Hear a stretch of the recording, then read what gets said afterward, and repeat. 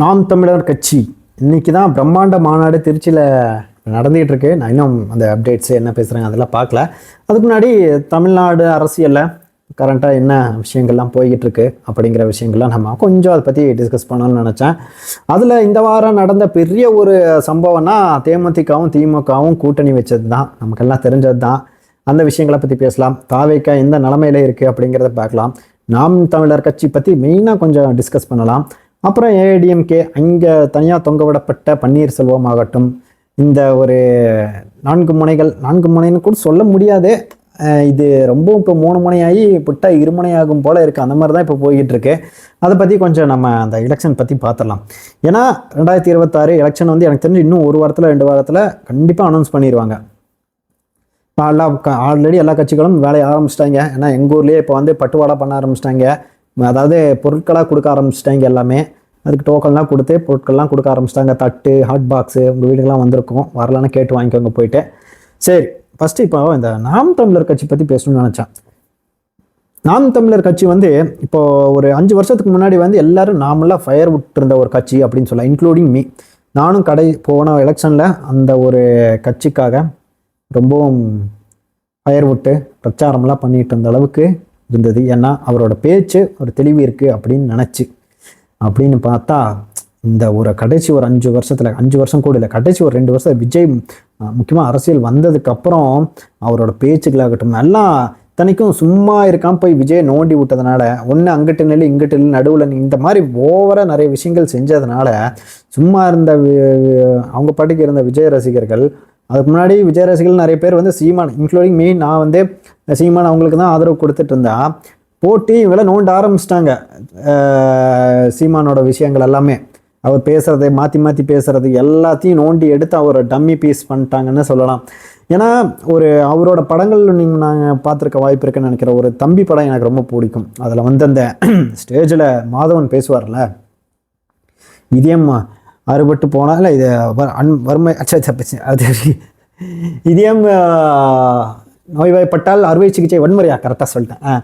இந்த மாதிரி அந்த சீன்லேயே ஆகட்டும், படத்தில் கஞ்சி மிட்டாமல் மாதவனியை நடிக்க வச்சு ஒரு பட்டையை கலப்புற ஒரு பர்ஃபார்மன்ஸ் ஆகட்டும், அதுக்கப்புறம் மாயண்டி குடும்பத்தாரில் பேசாதான் படிக்காத தற்கொலை பையில தம்பி பேரை பத்திரிக்கையில் போடாத மாதிரி அவரோட பர்ஃபார்மன்ஸ் எனக்கு ரொம்ப பிடிக்கும். பள்ளிக்கூடம் படத்துல இருந்து நிறைய படங்கள் அவரோட பர்ஃபார்மன்ஸ் எனக்கு சீமான ரொம்ப பிடிக்கும். அதெல்லாம் பார்த்து அதுக்கப்புறம் அவர் கட்சி இருக்கிறதுன்றே நமக்குலாம் ரொம்ப வருஷத்துக்கு முன்னாடி தான் தெரிய வந்தது, அவர் ஒரு கட்சி வச்சிருக்காரு அப்படிங்கிறது.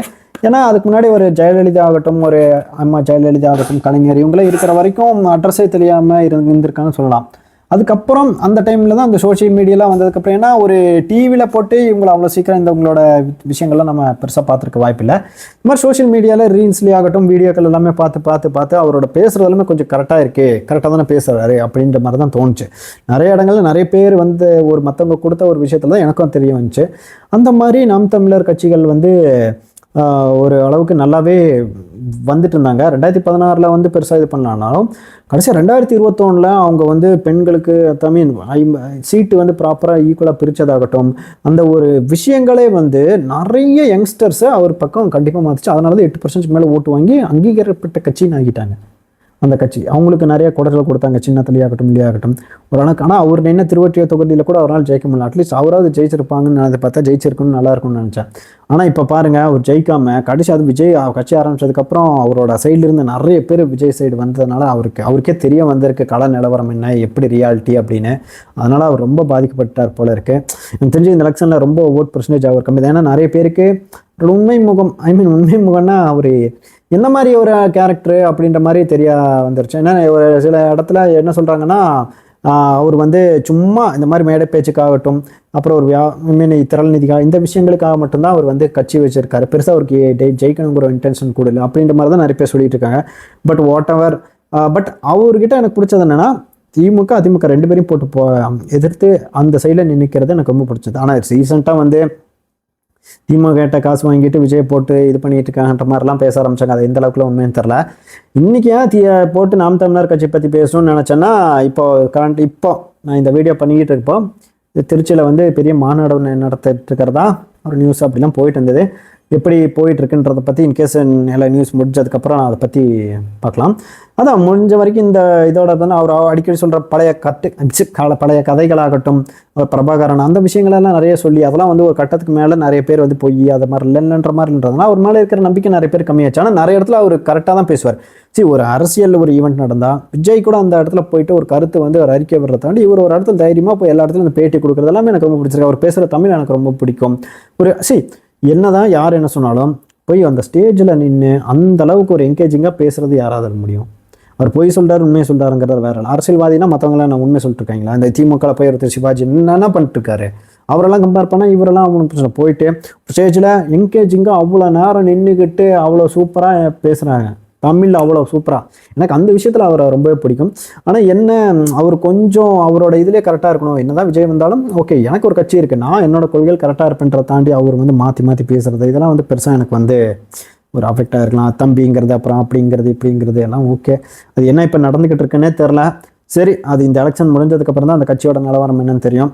இப்போ தாவேகா விருப்பமான எல்லாமே இது பண்ணிட்டு எல்லாம் டவுன்லோடு, அதாவது இவங்க பர்மிஷனும் கொடுக்க மாட்டாங்க சரியா, கூட்டம் வந்துருதுன்ட்டு ஆன்லைனில் டவுன்லோடு பண்ணிக்கன்னு சொல்லி விட்டாங்க.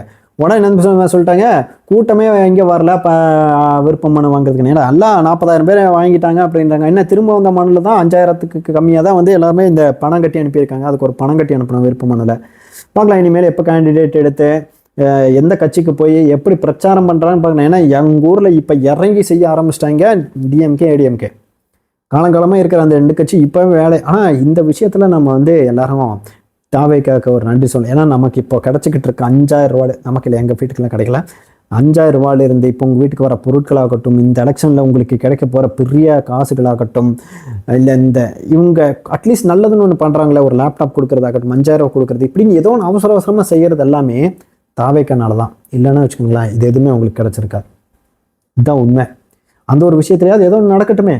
எனக்கு தெரிஞ்சு இந்த எலெக்ஷனில் விஜய் தமிழக வெற்றி கழகம் பெரும்பாரியான இதில் ஜெயிச்சு சிஎம் ஆக முடியாது. அது வந்து 200% உண்மை. ஒரு மிராக்கிள் நடந்தால் மட்டும்தான் அது உண்டு. எப்படி பாபா படத்தில் ஒரு மந்திரம் போட்டு சிஎம் ஆகணும் வேண்டின மாதிரி மட்டும்தான் விஜய் வந்து சிஎம் ஆக முடியும் இல்லையா? அட்லீஸ்ட் இல்லைன்னா ஒரு காங்கிரஸ் ஆகட்டும், இல்லை அவர் ஆரம்பத்திலேயே ஏடிஎம்கே சீட்டு அதெல்லாம் கொடுக்கும்போது ஒழுக்கமாக போய் சேர்ந்துருந்தா, அடித்து சொல்கிறேன், துணை முதலமைச்சர் கிடச்சிருக்கோம், எதிர்கட்சியாக உட்காந்துருக்கலாம் விஜயகாந்த் உட்காந்த மாதிரி. விஜயகாந்த் அதே மாதிரி தான் 2006 நான் தனியாக நினைவு பண்ணிப்பேன்னு அவர் மட்டும்தான் ஜெயிச்சார். இங்கே வந்து பார்க்கலாம், விஜய் மேக்ஸிமம் 2 தொகுதி நிற்க முடியும். அதுவும் சென்டிமெண்ட்லாம் வச்சு நிற்கிறதா இருக்காங்க. இதெல்லாம் என்ன இதுன்னே புரியலை.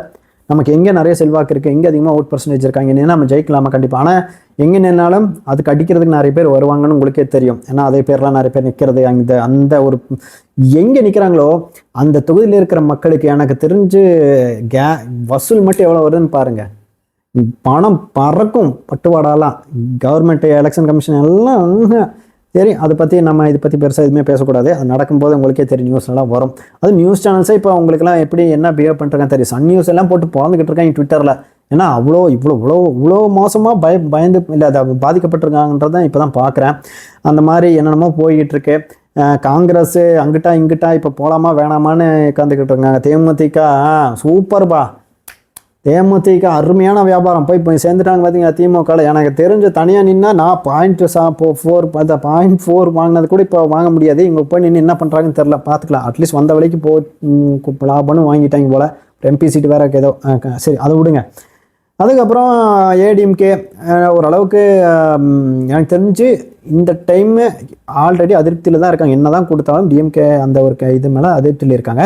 எனக்கு தெரிஞ்ச ஒரு வாய்ப்பு இருக்குது ஏடிஎம்கேக்கு வந்து சிஎம் ஆகிறதுக்கு, எடப்பாடி வர்றதுக்கான வாய்ப்பு இருக்குது. அப்படி அவங்க எப்படி இறங்கி வேலை பார்க்கணும். இன்னும் இது இப்போ நடந்துட்டு இருக்கிறத க்ரூஷியல் டைம். இந்த இதை வச்சு தான் வந்து எலெக்ஷனில் எப்படி ஓட்டு போகுதுன்றதை சொல்ல முடியும். ஏன்னா போன டைம் எல்லாருக்குமே கன்ஃபார்ம்டு தெரியும் டிஎம்கே கண்டிப்பாக வந்துடும்ன்ட்டு. ஆனால் இந்த டைமில் கொஞ்சம் எப்பவுமே வந்து டிஎம்கே வந்து கண்டினியூஸாக 2 டைம் ஜெயிச்சதில் அது எப்போ கலைஞர் இருந்தப்பவே இப்போ அதே மாதிரி ஆகிறதுக்கான வாய்ப்புகள் இருக்குது. அது பொறுத்து தான். ஏன்னா போன டைமே நிறைய தொகுதியில் ஜஸ்ட் மிஸ்ல தான் வின் பண்ணியிருந்தாங்க. இந்த டைமில் எப்படி இருக்கணும், இந்த எலெக்ஷன் அனௌன்ஸ் பண்ணி அது போகிற போக்கில் தான் தெரியும். சரி, இது இப்போதைக்கு இந்த வீடியோ நிப்பாட்டிக்கிறேன். இன்னும் ஃபர்தராக இந்த அரசியல் பற்றி விஷயங்கள்லாம் இன்னும் கொஞ்சம் டீட்டெயிலாக பேசலாம்.